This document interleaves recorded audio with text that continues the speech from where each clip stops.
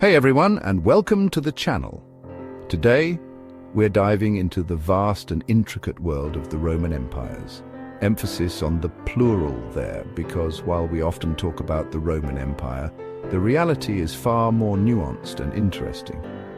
Get ready for an epic journey through time, complete with stunning visuals and detailed animations. We're talking gladiatorial combat, sprawling cities, political intrigue, and maybe even a little bit of philosophy. So buckle up, history fans, because we're about to unpack centuries of conquest, culture, and chaos.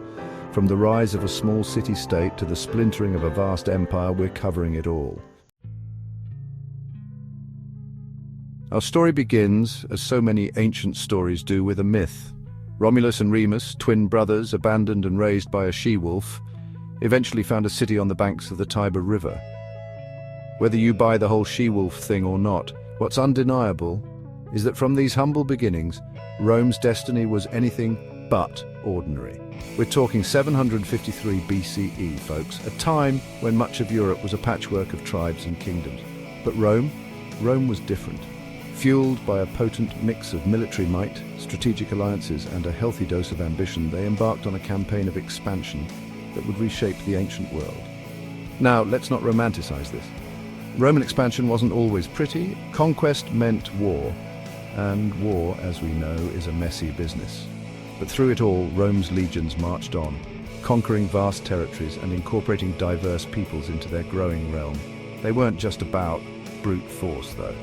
The Romans were masters of administration and infrastructure. They built roads, engineering marvels that crisscrossed the empire, facilitating trade, communication, and the movement of those legions. And speaking of infrastructure, let's not forget those iconic aqueducts, channeling fresh water to bustling cities, or the grandeur of Roman architecture, from the Colosseum to the Pantheon. But Rome wasn't just concrete and conquests. This was a society grappling with complex ideas, codifying laws, debating philosophy, and giving us some pretty epic literature along the way. Think Virgil, Ovid, Cicero, names that still echo in classrooms today. By the 3rd century CE, cracks were beginning to show in Rome's seemingly impenetrable facade. Internal strife, economic woes, and those pesky barbarians at the borders all played a role in weakening the empire's foundations. The year 285 CE marked a turning point when Emperor Diocletian decided to split the empire in two. So the Roman Empire is now two empires, which, let's be honest, is just asking for confusion. The Western Roman Empire, headquartered in Rome, was facing serious challenges. But over in the east, centered on the magnificent city of Constantinople, a new power was rising, the Byzantine Empire. Now, the Byzantines didn't see themselves as a separate entity at first. They were Romans, carrying the torch of Roman law, administration, and culture. But over time, the Byzantine Empire began to forge its own distinct identity. One of the biggest changes was the rise of Christianity. While the Western Roman Empire grappled with the spread of this new faith, Emperor Constantine made it the official religion of the Eastern Roman Empire in the 4th century CE. This wasn't just a political move, it fundamentally reshaped Byzantine society, influencing art, architecture, and daily life. Think stunning mosaics depicting biblical scenes, the soaring heights of the Hagia Sophia, and the development of Eastern Orthodox Christianity. But the Byzantines were more than just devout Christians. They were also savvy diplomats, shrewd traders, and fierce defenders of their realm. Their strategic location at the crossroads of Europe and Asia made Constantinople a hub of commerce and culture.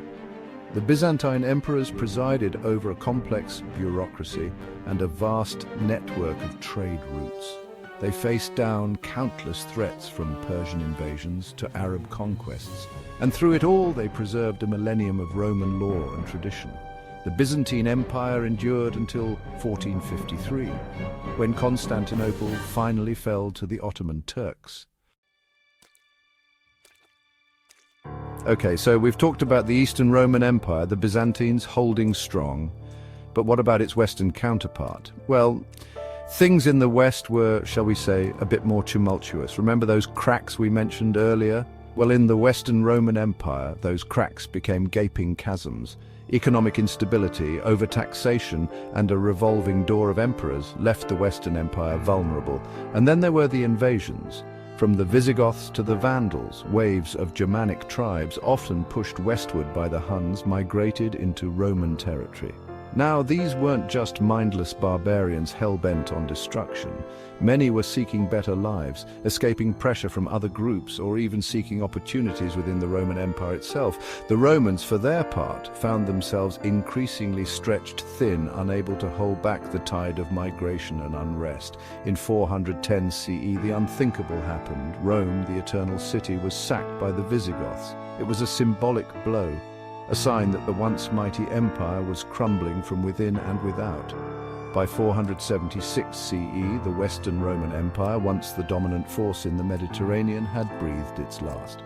The last emperor, a rather unfortunate chap named Romulus Augustulus, was deposed by a Germanic general, and just like that, it was over.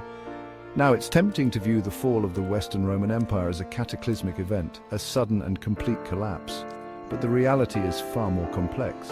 The decline was gradual, a slow burn rather than an explosion, and even in its fall, the Western Roman Empire left an indelible mark on the world. Latin, the language of Rome, evolved into the Romance languages: French, Spanish, Italian, Portuguese. Roman law formed the basis of legal systems across Europe, and Roman culture continued to influence Western civilization for centuries. Fast forward a few centuries, it's the year 800 CE, and Charlemagne, ruler of the Franks, is crowned Emperor of the Romans by the Pope in Rome. Thus began the Holy Roman Empire, a sprawling and often confusing entity that would dominate Central Europe for centuries. But let's be clear, this wasn't a direct continuation of the Roman Empire. It was a new entity forged in medieval Europe, with its own unique character and challenges. The Holy Roman Empire wasn't really an empire in the traditional sense. It was more of a loose confederation of kingdoms and territories, all owing allegiance to the Holy Roman Emperor. The relationship between the emperor and the pope was a source of constant tension. Both claimed ultimate authority, leading to power struggles and political maneuvering. Despite its divisions, the Holy Roman Empire played a significant role in European history. It fostered trade, encouraged cultural exchange, and waged wars. The Holy Roman Empire reached its peak in the 12th and 13th centuries, but declined by the late Middle Ages. The Reformation in the 16th century weakened its authority further. Finally, it was dissolved by Napoleon Bonaparte in 1806. So was the Holy Roman Empire a true successor to Rome? Not really, but it was an important player in European history. And there you have it, a whirlwind tour of the Roman empires, from the rise of a small city-state to the fall of mighty empires. We've covered centuries of history, explored vast territories, and met some pretty fascinating characters along the way. But more than just names and dates, we've glimpsed the enduring legacies of these empires, legacies that continue to shape our world today, from the languages we speak to the laws we live by. So, the next time you encounter a Roman numeral, marvel at a mosaic, or ponder the complexities of European history, remember the Roman empires and their enduring impact on the course of human civilization. Thanks for watching. If you enjoyed this video, don't forget to like, share, and subscribe for more historical deep dives. Leave a comment below on which empire you found the most fascinating.